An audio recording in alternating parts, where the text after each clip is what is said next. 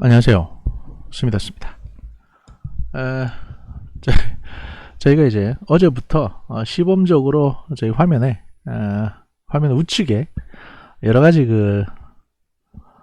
아이콘들을 아이콘이라고 하면 그렇고, 박주민이가 박주민 의원이 그 가슴팍에 배지 달고 다니듯이 여러 가지 사진을 올리고 있습니다. 가장 위에 거는 저희 광고주, 이제 현대해상 김상욱 하이플래너, 현대해상이 되게 보험회사고요. 어지간한 보험은 다 이분에게 문의하시면, 여러분이 만약에 난파 공작원 무장 공비만 아니라면 보험에 가입시켜 드립니다. 그러니까 상담도 해보시고, 또 이제 새로 보험을 가입하기 위해서 상담을 하시는 것도 괜찮고, 또 어떤 게 있냐면, 내가 다른 회사 보험에 지금 가입이 돼 있는데 이제 이게 지금 나한테 유리한 건지 아닌지를 모르겠다. 이 계약 내용이나 내가 지금 가입되어 있는 이 사항들을 좀 봐서 필요한 보험이 있으면, 또 업그레이드 할 수 있는 게 있으면 이거 좀 컨설팅 좀 해줄 수 있겠냐, 이런 것도 상담이 가능합니다. 전화 상담을 하는 게 아니라 이제 출장을 오시고요. 또 이제 자전거로 운동을 많이 하시기 때문에 아마 연락해 보시면 친절하게 상담을 해드릴 겁니다. 게다가 이제 정분실 듣고 연락한다 그러면 제가 신경이 쓰여서라도 더 열심히 친절하게 해드릴 겁니다. 그리고 이제 두 번째 아이콘은 윤석열 검찰총장이죠. 요즘 제가 이분의 길을 좀 살려드려야겠다. 왜냐면 너무 사방에서 공격을 하니까 문제가 있다. 게다가 이제 저희 지금 최근에 저희 유튜브 들어와 보시면 알겠지만, 별로 듣는 것 같지도 않은데 싫어요가 잔뜩 늘어났습니다. 보통은 그냥 좋아요가 10개면 싫어요가 하나, 그 정도였거든요. 싫어요 하나 누르는 사람이 매 영상마다 싫어요 1개씩은 꼭 눌려져 있습니다. 아무래도 이용님이 아닐까 라는 생각을 해보는데, 그건 제 개인적인 생각이고, 어쨌든 간에 그랬었는데, 요즘에는 문파들한테 좌표가 찍혀가지고 와보시면 싫어요가 엄청나게 많습니다.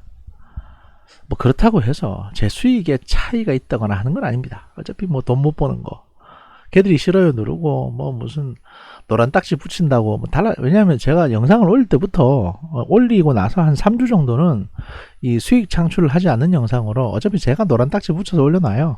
그러니까 걔들이 와서 난리를 부르스를 쳐도 상관은 없는데 싫어요를 무지하게 누르더라고요. 그래서 거기에 대한 일종의 부적 같은 거, 이제 보시면 조선시대 때 보시면 집 대문 앞에 이렇게 도깨비상이나 호랑이상 같은 걸 붙여놓지 않습니까?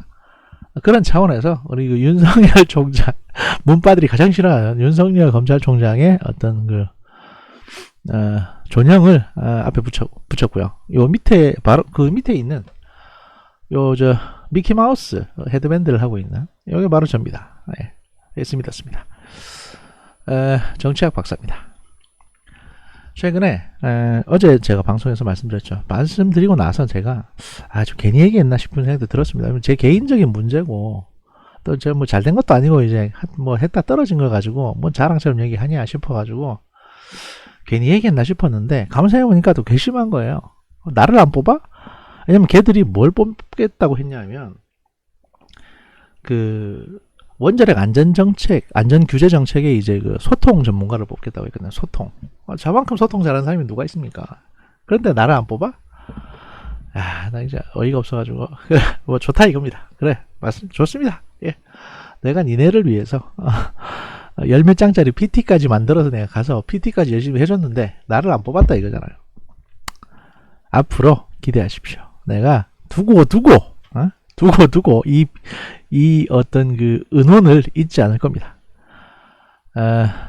국무총리실 산하 원자력 안전위원회, 옛날에 이제 대통령 직속으로 있었죠. 대통령 직속이었는데 이제 국무총리실 산하로 격화됐습니다. 대통령 직속이었으면 그게 장관급 기관인데 지금은 차관급 기관이고요. 원자력 안전위원회 산하에 원자력 안전재단이라고 있습니다. 원자력 안전재단이라고 있는데 제가 잊지 않겠습니다. 앞으로 국정감사라든지 이런 제 후배들 중에 저기 국회 보좌관들 많거든요. 내년도 국정감사, 내년도 대정문 질문 기대하십시오. 제가 가만히 있지 않겠다, 이런 말씀 드리고요. 그러면 오늘 방송 시작했습니다. 오늘은요, 민경우라는 분께서 586에 대해서, 386이죠. 그러니까 386에 대해서 분석한 기사가 있어서 이걸 제가 소개를 좀 해드리려고 합니다. 왜냐하면 저도 학교 다닐 때 운동권이 아니었기 때문에, 운동권이 아니었습니다. 저는 그런 거 신경 안 썼거든요. 저는 공부만 했습니다. 근데 그렇게 잘하지도 못했지만, 근데 그때 공부만 했어요. 왜냐하면 어디 가서 이렇게 밖에 나가서 이렇게 하는 것도 싫고, 그땐 그랬습니다. 약간은 보수주의자였기 때문에 운동권에 대해서 별로 약간 삐딱한 시각도 갖고 있었고, 그랬었는데 이제 그 운동권에 대해서 그래서 잘 몰랐습니다. 잘 몰랐는데 여기 보니까 이제 그 운동권들에 대해서 분석을 한 내용이 있어서 그거를 좀 소개해 드리려고 합니다. 사실 저뿐만이 아니라 대다수의 많은 분들이 운동권에 대해서 잘 모르시는 분이 더 많을 거라고 생각을 합니다. 그래서 다 같이 한번 공부해보자 라는 시간을 갖도록 하겠습니다. 11월 5일 어제 나온 기사고요. 신동아에서 나온 기사입니다. 운동도 제대로 안 한 기회주의자들이 문재인 정권의 핵심이다 라는 제목입니다. 사실 이런 얘기 많았죠. 실제 80년대 90년대 앞장서서 뛰어다니고 전투경찰들한테 몽둥이 찜질 당하고 이런 사람들은 지금 일용직이나 아니면 대학의 강사나 또는 그냥 조그만 시민단체 활동 같은 거 하고 있거나 아니면 전과자로 그냥 식당 같은 거 하고 계시는데, 그때 뒤에나 또는 지도부나 또는 그때 마치 한다 이러면서 이제 여기저기 사람만 만나고 다니는 애들, 그러니까 길바닥에서 안 뛰고, 예를 들어 80년대 90년대 김대중 선생님 만나러 간다는 둥, 백기환 씨 만나러 간다는 둥 이랬던, 소위 말해서 운동권 상층부 귀족혁명을 하려고 했던 그 운동권 상층부 애들이 과연 실체가 뭐냐, 여기에 대해서 이제 풀어놓은 겁니다. 제가 쭉 읽어드리면서 말씀드리겠습니다. 이 민경우라는 분은요, 586 세대고 NL 민족해방 계열의 이론가이자 조국통일범민족연합 범민연의 사무처장 출신이라고 합니다. 제가 만약에 2000년도에 국정원을 갔으면, 갔으면이 아니고, 그쵸.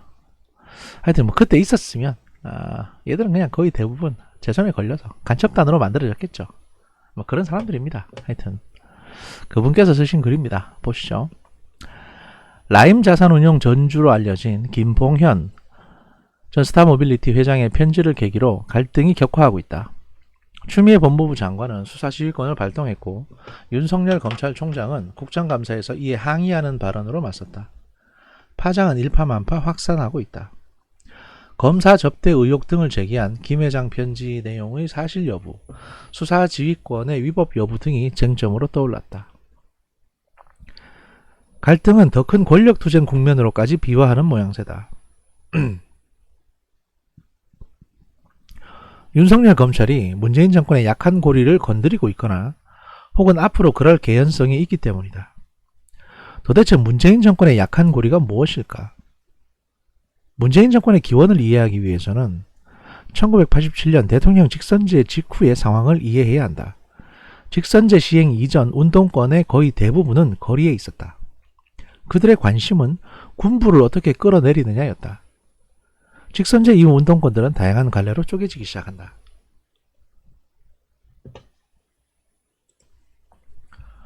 첫 번째 그룹은 1970년대 운동을 주도했던 사람들로 6월 민주화 운동 이후 전국 민족민주운동연합으로 1차 결집한다. 1989년 1월 결성된 전민련은 직선제 이후 운동권의 연합체였다.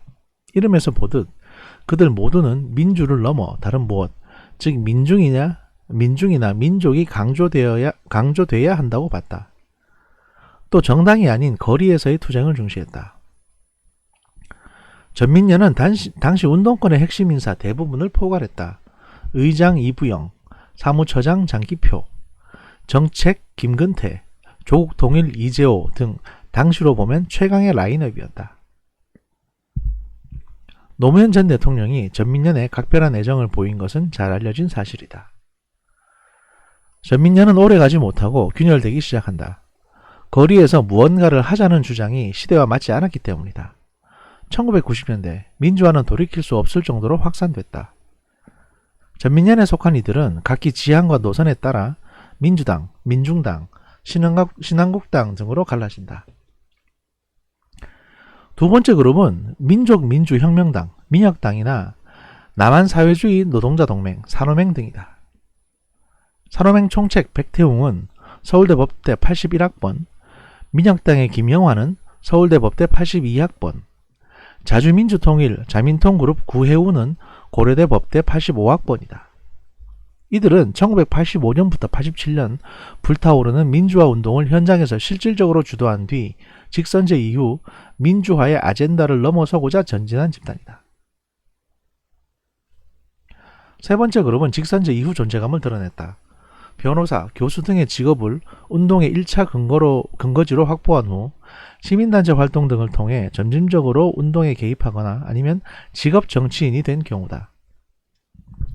문재인 정권에 참여한 엘리트 집단 다수가 이에 해당한다. 이 그룹은 운동 경력에서 앞선 두 그룹과 비교되지 않는다. 첫 번째, 두 번째 그룹은 실제 야전에서 무언가를 한 사람들이고 세 번째 그룹은 그런 기회가 주어졌을 때 관망한 사람들이다. 그러니까 구경만 했다는 거죠. 이 차이가 세 번째 그룹의 사상이나 생활 기풍에 커다란 영향을 미쳤다. 민주화 운동의 어떤 시기에 운동가들은 일상적으로 연행되고 구속됐다. 운동권은 이와 같은 위험을 무릅쓰고 혁명이나 항쟁을 꿈꿨던 사람들이다. 따라서 부동산이나 자녀 입시 등에 큰 관심을 두지 않았다. 자연히 투기나 입시 부정 같은 의혹에 연루되지 않았다. 사람을 평가할 때도 상대방의 노선과 사상을 중심으로 평가하지 재산 규모를 갖고 평가하지 않았다. 나만 해도 그렇게 살았다. 반면 세 번째 그룹은 일단 사회경제적 지위를 확보한 후 운동을 했던 사람들이다. 그 탓에 이들 대부분의 몸과 머리가 따로 논다. 이거 사실 뭐로 보실 수 있냐면요. 그렇게 보시면 됩니다. 뭐냐면 그 사회주의 독립운동가 그룹 있잖아요. 그러니까 사회주의 한답시고 공산주의를 했는데 그중에 독립운동가들이 있습니다. 예를 들어 김원봉 같은 사람들은 독립운동이 우선이었고 대신 자기가 믿는 게 사회주의였기 때문에 하지만 그들은 일단 독립운동을 했습니다. 폭탄 던지고 총 쏘고 암살하고 쫓기고 독립운동을 했죠. 그런데 지금 여기서 말하는 이 세 번째 그룹이라는 거는 소위 말해서 1945년 8월 15일 광복되고 나서 사회주의에 뛰어들고 내가 독립운동을 했네 또는 독립운동하고자 하는 마음이 있었네 인양 하는 사람들을 말합니다. 그렇게 비유를 들면 정확할 거라고 생각합니다.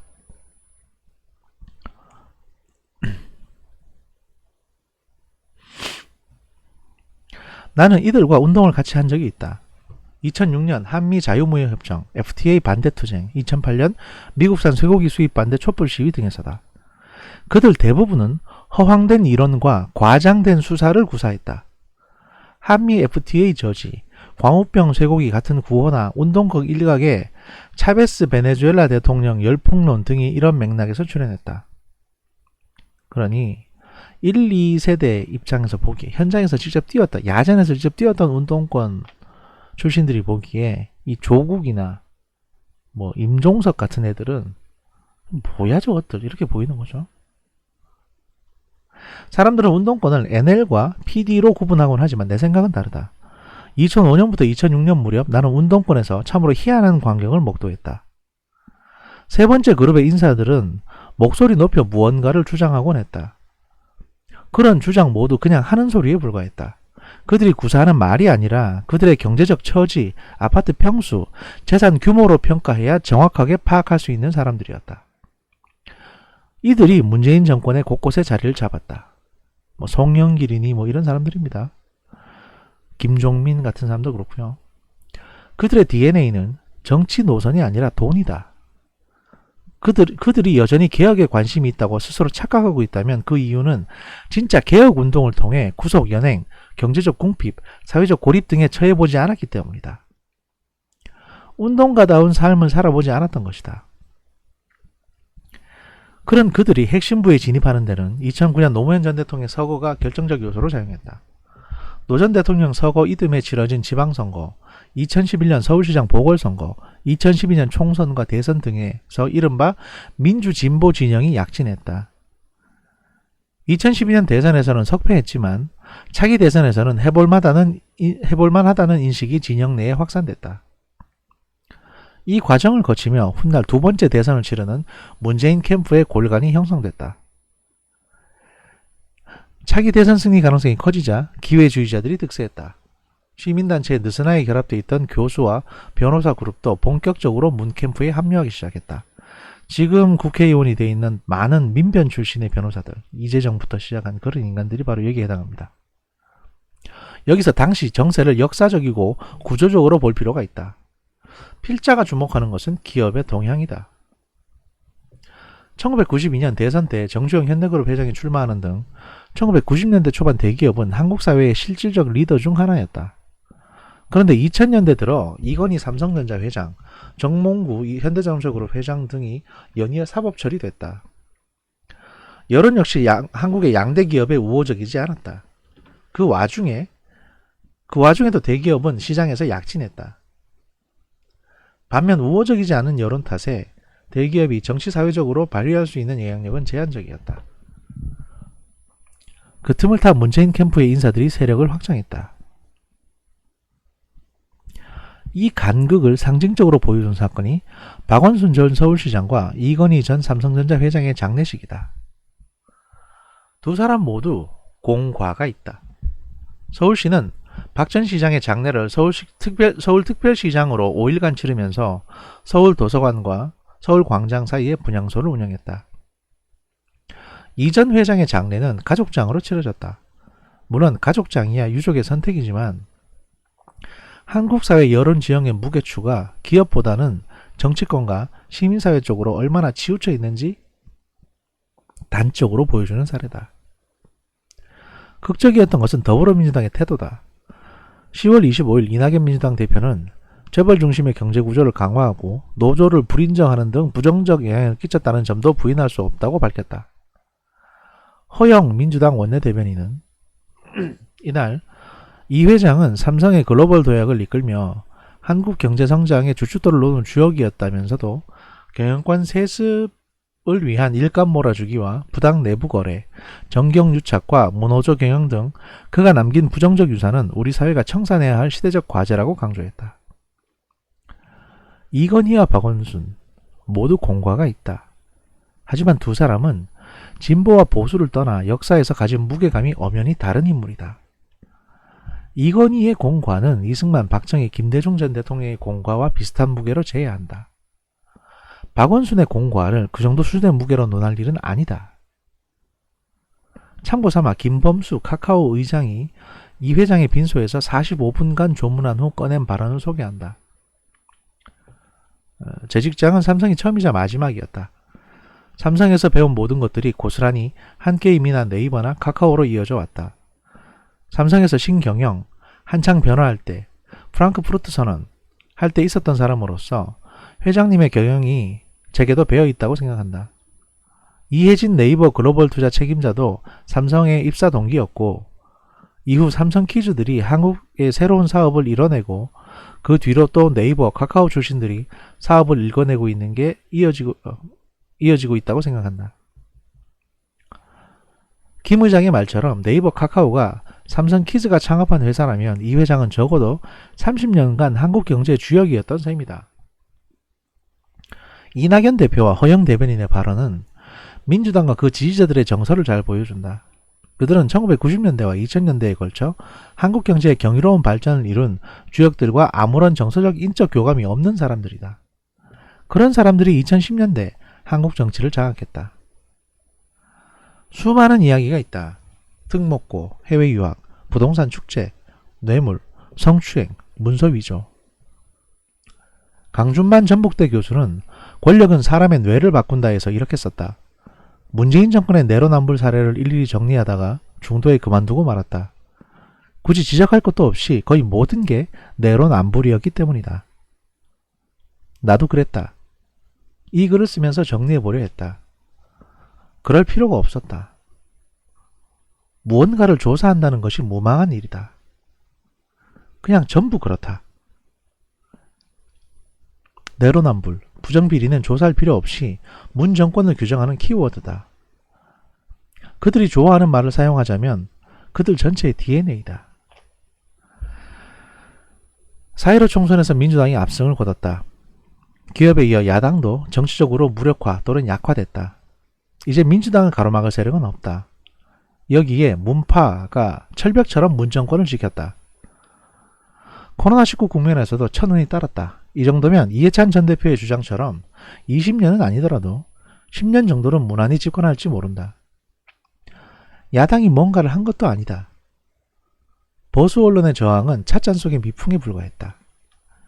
많은 사람들은 총선에서 야당을 지지할 마음이 아예 없었다. 그럼에도 한쪽에서는 조국 사태와 윤미향 및 정의용 논란, 박원순 사건이 발발했다. 누가 공격한 것도 아닌데 그들은 알아서 자멸했다. 현재 문재인 정권 핵심부 인사들이 2010년 이후 권력을 쥐기 위해 정치에 뛰어들기 시작했을 때부터 내장된 부패 DNA가 이와 같은 사건들을 통해 스스로 말하고 있는 셈입니다. 여기에 뭐 오고돈 씨라든지 또는 노래방에서 테이블로 문을 가로막고 유부녀를 성추행했던 민병두 씨라든지 뭐 정봉주 씨라든지 많죠. 그 후 또 많은 이야기가 이어지고 있다. 이 국면의 주된 플레이어는 조국 전 장관, 추미애 장관, 윤석열 총장, 이성윤 서울중앙지검장, 한동훈 검사장 등이다. 이야기의 시작은 조국 사태였다. 첫 단추가 모든 걸 결정했다. 지휘고하를 막론하고 성역 없이 수사할 것인가? 아니면 우리 편은 예외인가? 원칙을 부정하기 위해 문재인 정권은 참으로 많은 길을 돌아왔다. 이제 결판 낼 때가 됐다.